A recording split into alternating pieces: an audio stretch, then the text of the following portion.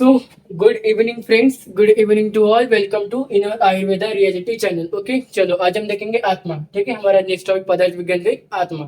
ठीक है, आत्मा का पार्ट वन देखते हैं. ठीक है, पार्ट वन पार्ट टू दो पार्ट में इसको खत्म करूंगा मैं आत्मा को. तो पार्ट वन देखेंगे व्युत्पत्ति, पर्याय, व्याख्या, प्रकार, लक्षण. और पार्ट टू में गुण और पुरुष विवेचन और बाद में उसके आयुर्वेद महत्व. ठीक है, वो पार्ट टू में देखेंगे हम. पार्ट वन क्या देखेंगे अभी? व्युत्पत्ति, पर्याय, व्याख्या, प्रकार और लक्षण. ठीक है, चलो अब देखो आत्मा की व्युत्पत्ति क्या बोलती है. अतत सात में गमने, ये इसकी व्युत्पत्ति का श्लोक है. ठीक है, अब इसका व्युत्पत्ति का श्लोक क्या बोल रहा है देखो. ठीक है कि अतत सत्य में गमने धातु से आत्मा शब्द बना है. अतत सात में गमने, ये एक धातु हो गया है. ठीक है, देखो धातु कैसे बनते हैं? प्रत्यय को लगाकर, प्रत्यय को जोड़कर धातु बनते हैं. तो ये जो अतत सत में गमने धातु बन चुका है, इससे आत्मा शब्द बना है. ठीक है, अब आत्मा के पर्याय क्या क्या है, मतलब कौन कौन से पर्याय हो सकते हैं आत्मा की ओर. देखो आत्मा के पर्याय बहुत सारे, मैंने यहाँ पे कुछ 10-11 लिखा है. ठीक है, आपको जितने मिल सकते बोलते लिखो पर्याय. ठीक है, जीव, चेतना, देह, शरीर, क्षेत्र, पुरुष, सर्वज्ञ, निर्विकार, वशी, कर्ता और इत्यादि. ठीक है, फिर हम देखते हैं व्याख्या. व्याख्या की अगर हम बात करें तर्क सागर के अनुसार और चरक के अनुसार, ये दो ही व्याख्या याद करो. ठीक है, तर्क सागर के अनुसार क्या बोलते हैं? ज्ञानाधिकरण आत्मा, तो ज्ञान की अधिकरण को ही आत्मा कहा गया है. ज्ञानाधिकरण आत्मा तो क्या होता है? ज्ञान का जो अधिकरण करता है. ठीक है, ज्ञान को जो लेता है अपने समीप. ठीक है, उसी को आत्मा का मतलब आत्मा जो अपन ज्ञान बाहर से हम जो पढ़ते हैं, जो पढ़ना हमारे दिमाग के अंदर जाता है, वो हमारा आत्मा ग्रहण करती है उस ज्ञान को. ठीक है, सो अधिकरण, ज्ञान की अधिकरण को हम क्या बोल रहे हैं? आत्मा कह रहे हैं. चरक क्या बोलते हैं? चरक बोलते हैं निर्विकार परसत्वात्मा सत्वबुद्ध गुणेन्द्रिय चैतन्य कारण नित्य दृष्टा पश्यते ही क्रिया. मतलब इसके अनुसार क्या बोल रहे हैं? देखो ये बोल रहे हैं कि परमात्मा निर्विकार है, मन पंच महाभूत और इंद्रियों से युक्त है, चेतना का कारण है, नित्य मतलब नित्य मतलब अंतरही, दृष्टा क्रियाओं से दिखने वाला, परमात्मा को संख्या एक है, सर्वव्यापक है और सृष्टि करता है. इस श्लोक का मीनिंग होता है. ठीक है, ओके, ये आपको चरक के फर्स्ट चैप्टर में होगा और आपने पढ़ा भी होगा. ठीक है, सो ये दो व्याख्या आपको याद करनी है आत्मा के लिए. ठीक है, हमने अभी क्या क्या देखा? व्युत्पत्ति देखा, पर्याय देखा और व्याख्या देखा. अब देखेंगे आत्मा के प्रकार. देखो आत्मा के प्रकार मेनली दो टाइप्स के होते हैं, जीवात्मा के परमात्मा. ठीक है, जीवात्मा और परमात्मा. अब देखो जीव आत्मा और परम आत्मा. सबसे हम देखते हैं परमात्मा क्या होती है. तो परमात्मा मतलब सेम, परमात्मा मतलब ये निर्विकार परिषद चैतन्य कारण निर्दोष पश्चिती क्रिया, ये होगी आपकी परमात्मा. ठीक है, आचार्य चरित्र से जो डेफिनेशन है, व्याख्या, वही व्याख्या उसके प्रकार के उसका प्रकार हो गया. ठीक है, मतलब इसका जो एक्सप्लेनेशन आप परमात्मा के एक्सप्लेनेशन में लिखो. ठीक है, बस इतना ही और कुछ नहीं. और फिर बाद में क्या बोलते हैं? जीवात्मा. ठीक है, जीवात्मा में क्या होता है कि देखो जीवात्मा अपने जीव के अंदर रहने वाली, अपने शरीर के, अपने देह के अंदर जो धारण होती है वो होती है हमारी जीवात्मा होती है. तब इसको अगर हम बोले कि देह को धारण करने वाली आत्मा ही जीव आत्मा कहलाती है.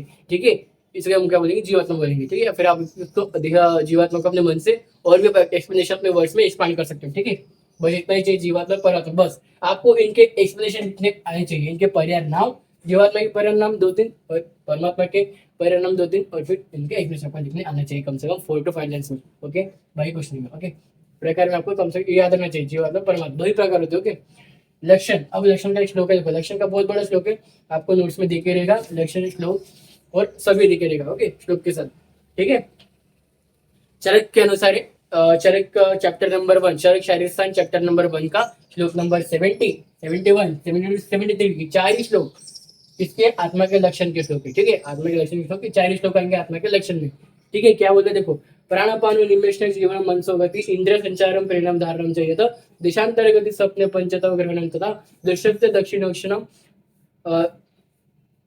सव्यनावगमस्तथा इच्छा द्वेष सुखम दुखम प्रयत्न चेतना धृति वृद्धि स्मृतिहरम कारो लिंगानि परमात्मनम यस्मात् समुक्त लभ्यते लिंगयास्तानि जीवात् न मृत्यु लिंगानि तस्मात् द्वयस्य. ठीक है, ये मतलब 1 2 3 4 बराबर 4 श्लोक है, दो लाइन के. और ये आपको याद करना है. एक तो आप श्लोक याद करो या तो फिर वो पूरा याद करो एक एक करके, प्राणापान ये. ठीक है, और मीनिंग भी. या अगर आप श्लोक भी अगर आपको श्लोक याद करके लिख लेते हो तो फिर आपको मीनिंग भी लिखने की जरूरत नहीं है. ठीक है, अगर आपको इसका श्लोक हो जाता है ये 400 का आपके लिए 400 हो जाते हैं, तो आपको मीनिंग लिखने की जरूरत नहीं है कुछ लोग का, ठीक है। अगर कुछ लोग नहीं होती फिर आपको वो वर्ड्स याद करना पड़ेंगे और वर्ड्स की मीनिंग, ठीक है। पूरे के पूरे पूरे के पूरे लिखेंगे तो ही मार्क्स मिलेंगे, ओके। और एटलीस्ट अगर पूरे नहीं होते तो एटलीस्ट अगर 20 होंगे तो 15 तो भी एटलीस्ट आपको वर्ड्स मीनिंग के साथ याद होने चाहिए, ठीक है। ठीक है ना, ठीक है। तो इलेक्शन का आपको मैं बता दिया, ठीक है। वही देखो, चरक में कुछ पॉइंट्स, चरक के कुछ टॉपिक्स और चरक कुछ टॉपिक्स हमारे को हमें आत्मा में हम देखने को मिलेंगे, ठीक है। तो आप चरक का फर्स्ट चैप्टर अपने साइड में ओपन करके रखना, ठीक है। आत्मा टॉपिक के लिए स्पेशली बोल रहा हूँ, ओके, क्योंकि इसमें बहुत से इसके बहुत से श्लोक चरक के फर्स्ट चैप्टर में आपको देखने को मिलेंगे, इसलिए बोल रहा हूँ, ओके। बाकी इसमें कोई देखो इसमें समझने को लॉजिक बनता ही नहीं। देखो सिर्फ इसमें व्युत्पत्ति आपको समझने को आने को ना कि कौन से धातु से बनी है, परिणाम याद आपको याद ही होते हैं, व्याख्या आपको बस जो अपने चर में पढ़े वही चाहिए, बस आप व्याख्या में भी तर्कसंग्रह की व्याख्या याद करो, बाकी इसकी जो आपको व्याख्या याद ही हो गई होंगी मेरे ख्याल से।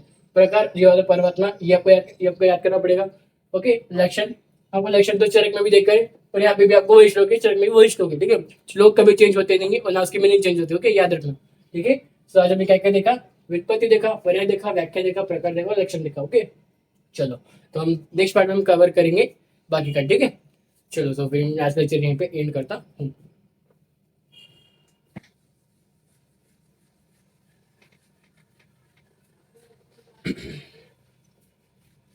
गुण को भी लेता था मैं, लेकिन गुण हर अजय के अनुसार बहुत सारे हैं और अलग अलग देता है, इसलिए उसको मैं नेक्स्ट लेक्चर में ही कवर करूंगा। गुण, आयुर्वेद, महत्व, पुरुष विवेचन, ठीक है। इसे 2-3 और पॉइंट्स बचे, ठीक है। चलो सो हमारा आपको पता है कि हमारा यूट्यूब चैनल शुरू है आयुर्वेदा रेडी करके, ओके।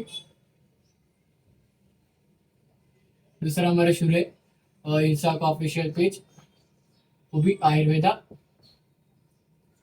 रेडी करके, ओके। तीसरा हमारा शुरू है व्हाट्सएप का ऑफिशियल ग्रुप, जिसका नाम मैंने चेंज कर दिया, it is BMS first year notes and lectures, okay, ठीक है ना। फिर चौथा हमारा शुरू है टेलीग्राम का channel, it is BMS first year notes and lectures, okay, ठीक है। चलो सो यूट्यूब चैनल में डेली लेक्चर्स डालता हूँ। देखो 2-3 दिन से रहेगा क्योंकि 2-3 दिन से मैं बाहर था, ओके। तो 2-3 दिन तो मैं बाहर गाँव गया था मैं, ठीक है। अभी मैं अपने होम टाउन पहुंचा हूँ तो मैंने लेक्चर डालना शुरू किया, ओके। सो यूट्यूब पर डेली लेक्चर डालता हूँ और आपको लेक्चर्स के अपडेट्स आते रहेंगे, ठीक है। इंस्टा में लेक्चर्स के अपडेट्स डालते रहता हूँ और WhatsApp Telegram daily video link of lectures आप नोट्स आते रहते हैं और आते भी रहेंगे, आगे भी आते रहेंगे। और मैं व्हाट्सएप में डाउट को भी डिस्कस करता हूँ, ठीक है, तभी के तक, ओके। So thank you.